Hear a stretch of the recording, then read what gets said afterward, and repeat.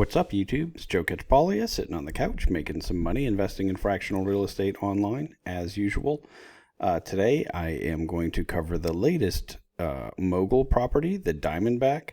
I'm super late on this one. There's only $10,000 left in this offering when I'm recording this video. Maybe by the time you see this, it's not going to be available. Maybe you're watching this in the future once the secondary market has opened. Although if you listen to the latest webinar, you realize that that's going to be further out in time than I had been expecting. I thought at some point in time, I thought that it was going to be Q2 of this year. But apparently maybe at the end of the year, if at all this year, is the new time frame. So, but I just wanted to record it anyway. Some of you might already own it. I'm trying to put this out there for all of these so that in the future I can go back and see, how properties did compared to how I expected them to. So what is this property? It's a 9-bedroom, 4-bathroom Padsplit in Mesa, Arizona. It's actually an 8-bedroom, 3-bathroom home with a 1-bedroom, 1-bathroom with kitchenette casita.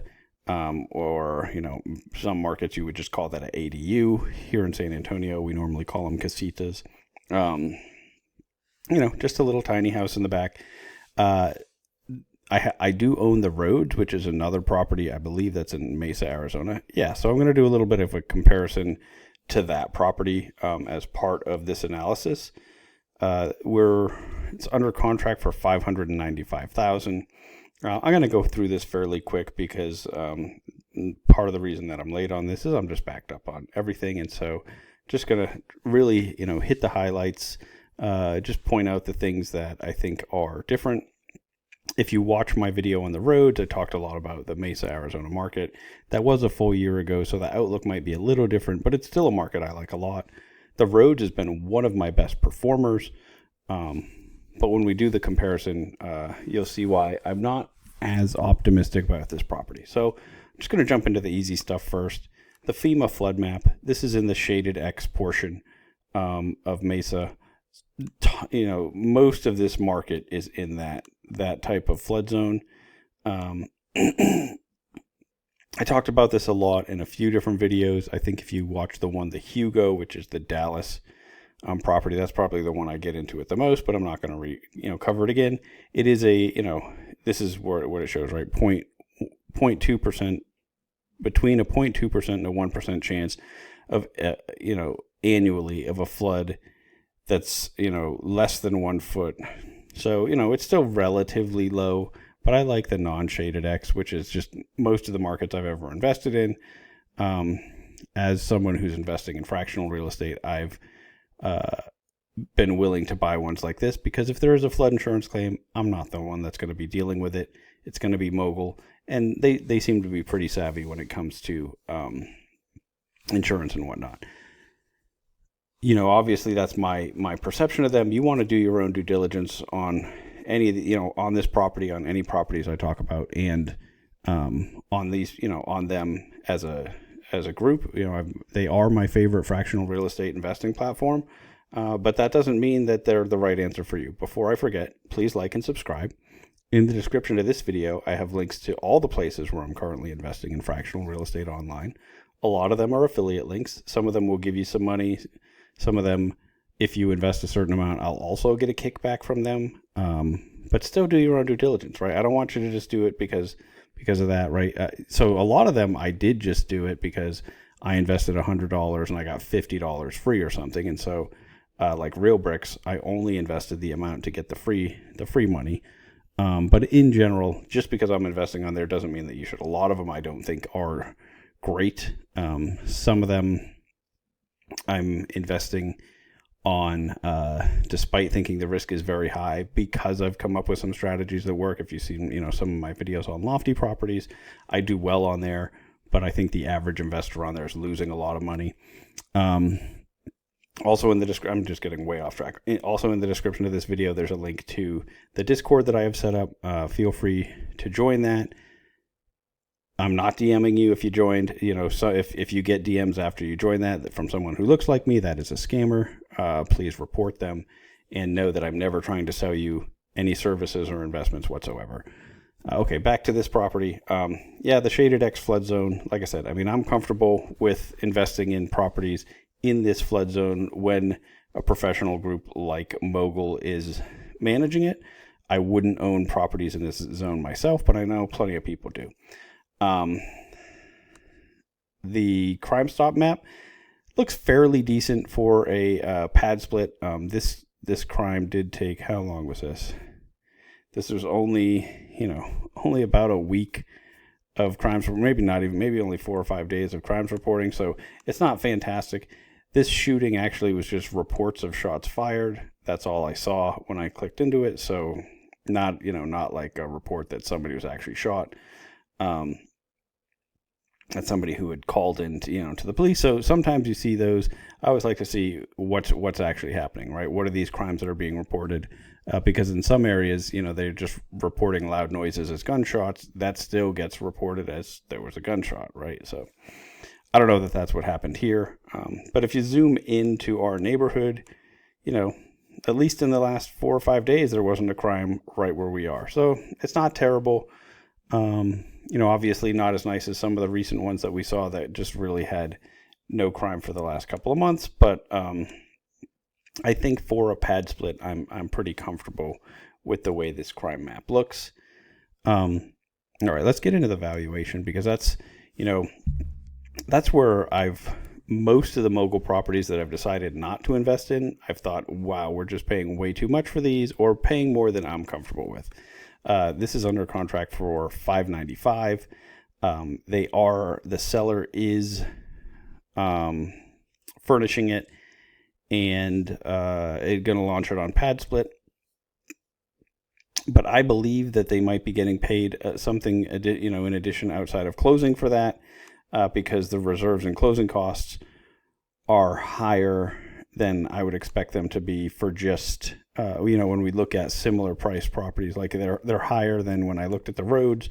The Rhodes was purchased for $600,000, and had $88,000 in reserves and closing costs. This one is purchased for $595. It's got $23,000 extra dollars, and I think that that's where that's going. Is possibly for furnishing. I'm not sure about that. We don't always get those details. What I have noticed is I haven't seen that sort of agreement put, okay, yes, they say the refrigerators, washers, dryers, but I didn't see something in this one, although did I, that said, okay, you're going to set this up as a Padsplit. You're going to give us the furniture, you're going to buy the furniture, that thing. So my assumption is they're doing this with a separate contract.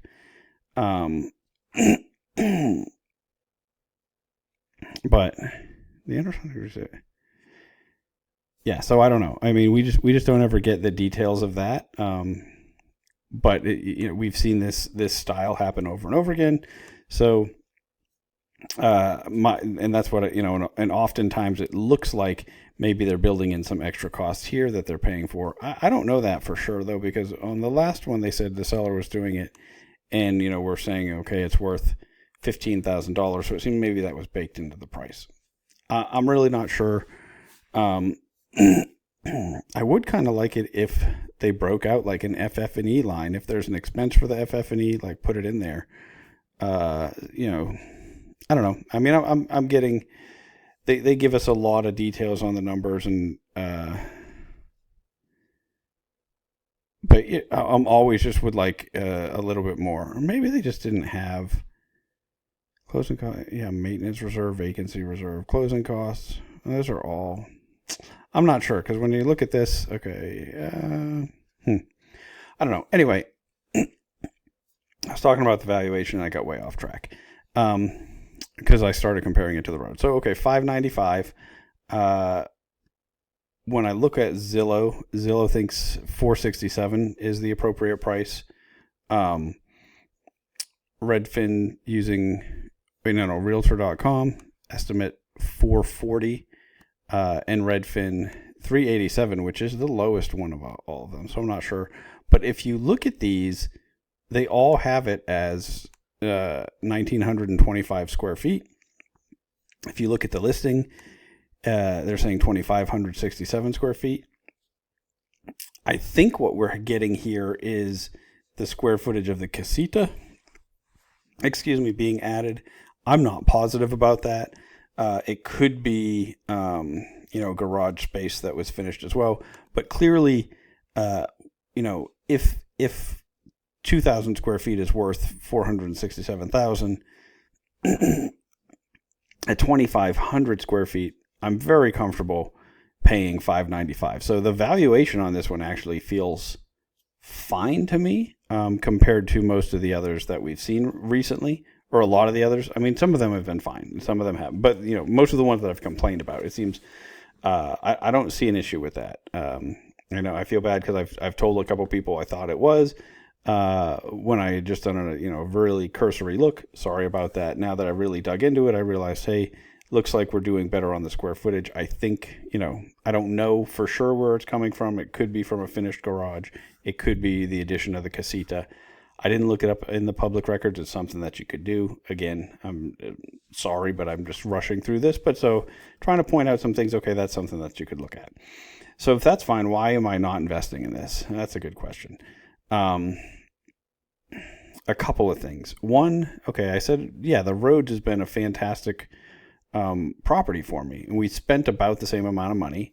Actually, though, if you look at the total spent, the 450 in debt plus the offering, that's what, 650, 718,000. If you look at this one and we do the same thing, I'm going to use the calculator because it's not round numbers. But so 446, 250 plus 290,062. Yeah, 736. So we're spending a little bit more, right? What did I say the other one? I think I said 718. So I think we're spending 18,000 extra. Yeah, so we're spending $18,000 more. And at the same time, we're only getting 9 bedrooms, where with the Rhodes we have 10 bedrooms. Now, on the flip side, we have one of the bedrooms, is the casita, which is its own little place. So presumably you get to rent that for more. Do you get to rent it for more than 2 bedrooms? I don't know the answer to that. But so that seems problematic. Now, and so it makes me think that, okay, this is a worse deal than the Rhodes, which, on the surface, they seem to think so too, right? Because they're saying, okay, year one rental income, 8.2%. And on the Rhodes, what did we have? It was just amazing, right? It was, well, they said, that's interesting. They said 9.4%, but I'm doing better than that on this one. So that's kind of interesting to think about. So they outperformed this one. Interesting. But like if you look at, okay, their average and their IRR, they had 13 and 15, and now they're saying 11.9 and 12.3. Again, this could be that they're being more conservative. One of the things where this has solar panels, they didn't say anything about it. Sometimes when you buy homes with solar panels, you end up having to take over the solar panel lease, and so that's an additional expense.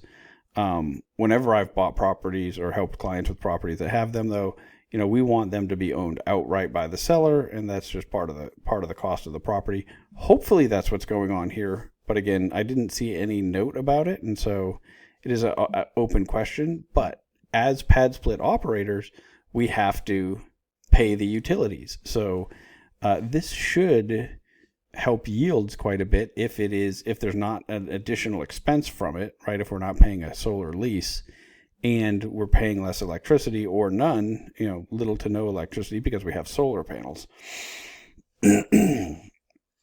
So why are we having, why the lower yield? Well, maybe because it's 9 bedrooms versus 10 and we're paying more for it. And then the other thing, though, that really worried me about the yield on this one, if you look, I'm always double checking this rental income number, and I do that by using Padsplit's calculator. I put in, I'm going to actually show you how I do this time. So I come in here, rooms with a shared bathroom. Oh, and I did this backwards too. Oh, so this is going to be even worse. Rooms with a shared bathroom, rooms with a private bathroom, right? And then I just hit calculate. Oh, but usually I put the address in. So let's go back. Maybe I screwed it up. Maybe I didn't have the right address in. It's a good thing we're recalculating this. I could have just screwed up everything, and I was about to tell you bad info. Again, this is why you want to do your own due diligence, right? I'm trying to show you the things that I look at. Oh, well, okay. And then I click on this view breakdown. Okay, so I did have it where I didn't have the address in there. Okay, so this is actually better than I thought. It's not perfect still. Okay, let me look one more time and make sure I put those in right. 7 rooms with a shared bathroom, 2 rooms with a private ensuite. That seems right. This is the address. I hit calculate earnings, and then I looked at view breakdown. Okay, and so what am I usually doing here? I'm taking the $82,000 in gross, and then I subtract the total platform fees. So that gets you to $70,000. But here, they're projecting $76,800. So almost a full 10% higher than what I'm getting when I'm using the calculator. I don't know where that's coming from. I don't know if it's because, okay, we're going to do better with that one room, but I don't think, with the casita, maybe it's because it's higher end finishes, but it makes me a little bit uncomfortable that they're having to stretch on this compared to the only tool that I have to check it against, while at the same time, projecting it is a slightly higher yield on this one, 8.2, where more recent ones were 7.9 or something, right? So it is a lower yield than what they projected on a lot of the older ones, and it looks like we're stretching here, right? And so maybe they're trying to get a little bit less conservative than they had, because one of the things, all their early properties they were buying in-place income. They were buying properties that were existing pad splits or existing short-term rentals. They were making estimates based on past year's revenue. And so all of the recent properties have not been that. They've been buying, properties that are renovated and having the seller convert it to a pad split and furnish it. And so, they've just had to make predictions using the data that they have, right? And like for here, I'm sure that they are comparing it to the roads. And because the roads has outperformed, maybe they think this one will too. I don't, 10% is not crazy, but it's enough where, honestly, I think if I didn't already have the roads and I was, I've mentioned several times I was kind of waiting for that secondary market to happen. Now that's not, now we don't really know that's not coming as soon as I had expected it to based on their earlier comments, which is unfortunate. But it is, I guess if I'm not waiting on that, I don't know. I've been also wanting to see how some of these where they bought them like this and tried to make predictions, how they performed. So, that's the main reason I haven't been buying those two reasons, right? I wanted to see what happens when the secondary market opens up. I wanted to see how the properties have performed compared to their predictions for the ones that they weren't, where they bought that weren't operating. And then, I've also, for a lot of them, had issues with the valuations and whatnot, but which I don't on this one, right? Because it seems like as long as you check in the public records and think that 2,500 square feet's the right number, then it seems like that it doesn't strike me as overpaying. So I was actually hoping to buy this one until I noticed. Not looking back at the roads. Until I noticed it seemed like we're getting pretty aggressive with this number compared to before when I was doing this. It was taking the effective.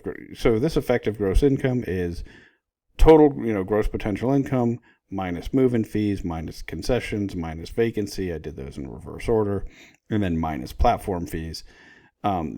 Doing this in the past has matched up really well with their top line rental income, and I don't know why it isn't this time. And so that just makes me a little bit nervous about the yield. And that's it. I guess I don't know, because I already have, I think I own pieces of 16 properties with them.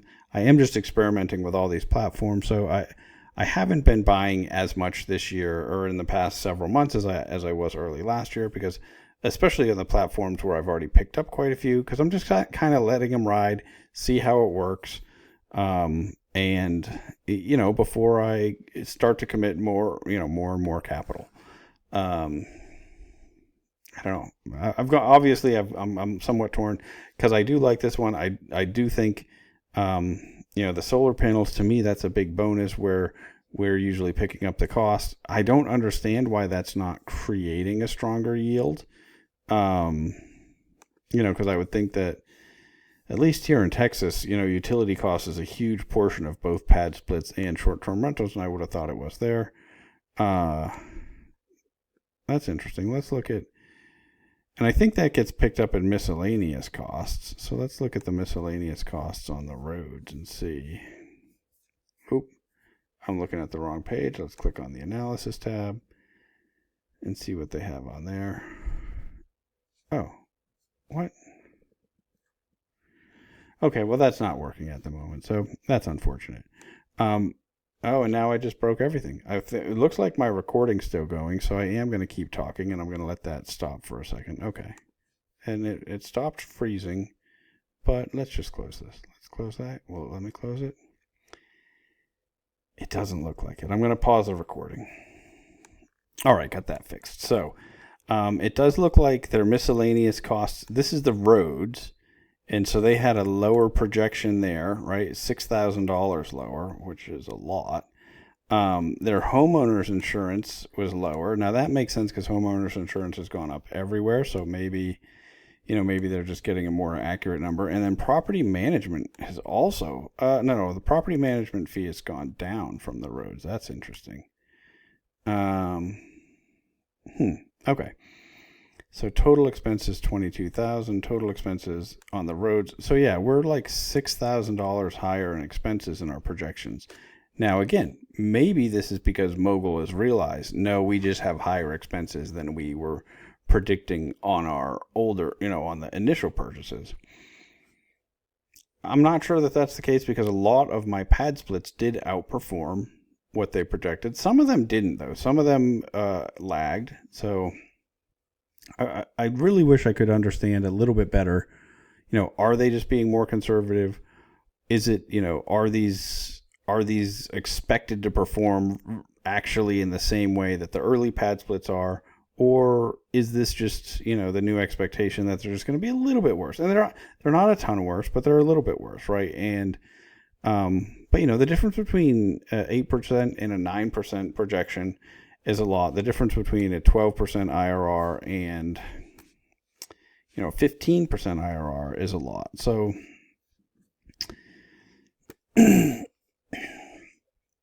one of the things I'm not sure. Anyway, that's everything I really wanted to talk about, right? I think it looks like they're stretching a little bit more on the revenue side when I compare it to the pad split tool, and when I compare it to the roads, it does look like it's a worse deal now, but their numbers show that it's a worse deal. So maybe, so it does, that sort of leads me to believe that it isn't just them being more conservative. It's actually that these newer deals just are not good as a lot of the older deals. And if that's the case, it's just not, comparing it to their older deals is kind of just silly, I guess, in a certain sense, because those old deals, you can't buy those anymore, and there's not another marketplace that's putting out deals as strong as Mogul's deals still, provided that they actually, perform the way they're projecting, which is what, I guess that's my biggest hesitation on a lot of these newer ones, is we just haven't seen how good they are at projecting revenue on ones that aren't operating. This was a really rambly one. I'm sorry about that. But that's all I've got to say about this for today. I'm curious if you bought this one. If so, what did you think about those points? Are there some counterpoints that I should have thought about but didn't, because I clearly didn't spend enough time on this? If you passed on this, were there other issues that I missed, again, because I'm just going through this real quick? Oh yeah, I also, it does look like there's a lot of street parking. That's one of the things, that I'm always looking for. and then it does look like it's close to a bus, right? Those two things are always really important to me. This looks like, it's not right by the bus stop, but it's pretty close. And then, this is the property itself. So it looks like you've got parking here.